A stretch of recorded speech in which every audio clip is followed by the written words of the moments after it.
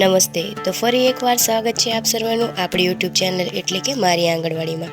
તો આજનો વિડીયો એમના માટે છે કે જે મારા વિડીયોમાં કોમેન્ટ નથી કરી શકતા, જેમને મારા વિડીયોમાં કોમેન્ટ કરતી વખતે રિસ્ટ્રાઇક મોડ ફોર હિડન કોમેન્ટ એવું લખેલું આવે છે, તેને કઈ રીતે કાઢવું.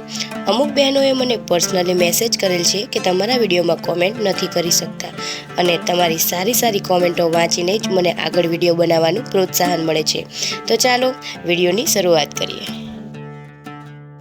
તો સૌપ્રથમ જમણી બાજુ નીચેની સાઈડ તમને તમારી પ્રોફાઇલ જોવા મળશે, તેના પર ક્લિક કરો. તેના પછી ઉપર જમણી બાજુ સેટિંગમાં આઇકોન પર ક્લિક કરો.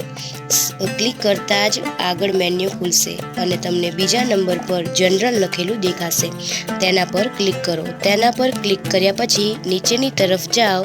નીચે ગયા પછી તમને રિસ્ટ્રાઇક મોડ ઓન જોવા મળશે, તેને બંધ કરી દો. તો બસ, હવે તમે મારા વિડીયોમાં સરળતાથી કોમેન્ટ કરી શકશો. હાર્દિક સ્વાગત કરું છું.